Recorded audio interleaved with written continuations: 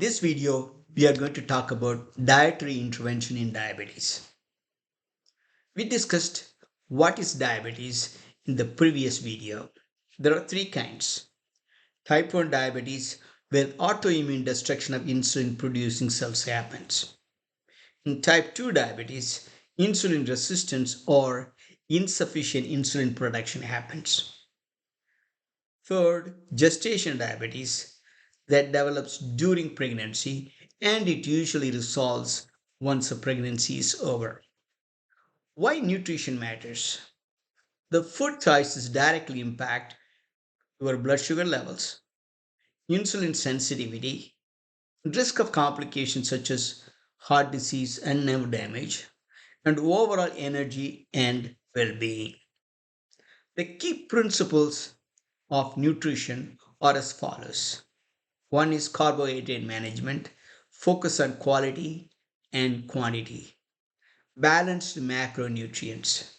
40 to 50% of the food should have carbs, 20 to 30% should have protein, 25 to 35% should have fats. And fiber intake, 25 to 30 gram daily to slow glucose absorption. Portion control, use measuring tools or visual guides, whatever is available and whatever you are comfortable with. Meal timing, having regular spaced meals prevent blood sugar spikes. Let's talk about more about carbohydrates and glycemic index. There are two kinds of carbohydrates. One, simple carbs that usually digest quickly, such as sugars and fruits. The other kind is called complex carbs. It digests slowly, such as whole grains and legumes. And based on glycemic index, the fruits are divided into low glycemic index. Those are all less than 55. Medium glycemic index, it's the glycemic index score, 56 to 69. High glycemic index, more than 70. The low glycemic index food items are most vegetables, legumes, and nuts. Those are all preferred. Medium glycemic index food items are whole wheat and brown rice. High glycemic index foods, wheat, white bread, potatoes, and simple sugar. These are all the food items one should avoid. Carb counting basics. One carb choice is equal to 15-gram carbs. It's very important, especially when you are dosing insulin based on carb counting. Example carb portion. One carb choice is one sliced bread, half cup cooked rice, and one small fruit. Fiber specific role. The fiber slows glucose absorption, improves gut health, and helps manage weight. So how to build diabetic plate? The plate method should have 50% of the plate should be filled with non-starchy vegetables, 25% with lean protein, another 25% with whole grains and starchy vegetables. I want to give you a sample meal combinations. In breakfast, it's better to have scrambled eggs, spinach, and one slice whole grain toast. Even when you take this particular sample meal, it's better to take scrambled egg first, then spinach, then whole grain toast. Thus, it reduces the spike of blood sugar. Lunch, grilled chicken, quinoa, and roasted vegetables. The same method one should follow. Chicken, vegetables, followed by quinoa. Quinoa is a grain. Dinner, baked salmon, steamed broccoli, and half cup brown rice. And it's better to have smart snacking options, such as always have handful of nuts, Greek yogurt with berries, veggies with hummus. If you're hungry, you can snack in any one of them. None of them raise the blood sugar sharply. It's always best to have water and herbal tea handy. Limit fruit juices and sweetened beverages. Avoid regular soda and energy drinks. What are the best food choices? The best food items are non-starch vegetables like spinach, broccoli, and peppers. Lean proteins, fish, poultry, tofu. Healthy fats such as avocados, nuts, olive oil. Low glycemic index carbs such as quinoa, oats, sweet potatoes. High fiber foods, beans, berries, and chia seeds. What are the food items to limit or avoid?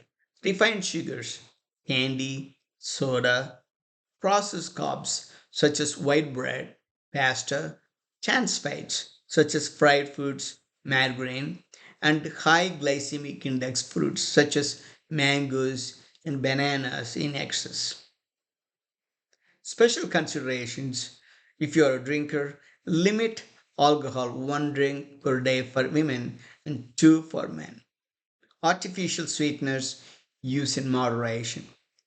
Dining out tips: check menus online and request modifications before you order the food items. In addition to the diet, lifestyle integration monitoring needs to be done, like exercise recommendations, aerobic activity 150 minutes per week. That means 30 minutes per day, 5 days a week, such as walking and swimming, will fulfill aerobic activity. And strength training 2 to 3 sessions per week. The flexibility exercises such as yoga and stretching will help improve the blood sugar as well as overall health. Blood sugar monitoring needs to be done fasting and post meal checks, and also as directed by your physician. Hemoglobin A1C testing every 3 to 6 months or as directed by your provider. If you have a continuous glucose monitors, it is much better. And in addition to the diet and lifestyle modification, having a stress reduction and sleep management also helps reducing the sugar and overall well-being. Like practice relaxation techniques such as meditation, aim for 7 to 8 hours of quality sleep, maintain consistent sleep schedule. There are certain behavioral strategies that will help, such as keeping a food diary, set realistic goals and achieve them, celebrate small victories, then do one more on top of already achieved goal, and build support network. There are certain special situations, like for example, in type 1 diabetes, carb counting and insulin adjustment needs to be done because type 1 diabetes is insulin dependent diabetes. Type 2, the most common one, weight management and medication is necessary along with dietary and lifestyle modification.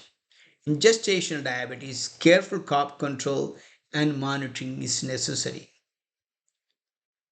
Another important aspect of diabetes is preventing complications, meaning having regular eye exams, foot care routine, blood pressure monitoring, and cholesterol monitoring needs to be done in addition to the dietary and lifestyle modifications. So, whenever you go out for dining out, just make sure you check the menu and order appropriate food items for your needs. And when you go out in holiday again, Pre-plan the meals. When you travel, and make sure the food items are available in that particular geographical area. And emotional eating management. Sometimes you watch movies and keep munching. Those kinds needs to be reduced.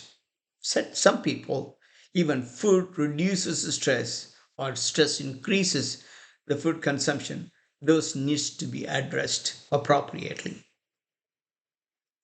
And reach out to the resources, diabetic education programs, enroll in it, or meet up with people with the diabetes and what kind of techniques they use and be successful in it. Join in support groups and use mobile apps for tracking sugar, steps, calorie counting, and consult with registered dietitian. Finally, small changes make big difference. Progress matters more than perfection. Even small amount of success is good as long as you build upon it. Your healthcare team is there to help. So reach out if there is any questions and also for monitoring. Every health choice counts towards healthy life and overall health in patients with diabetes. Thanks for watching. If you like it, please share with others. Thanks again.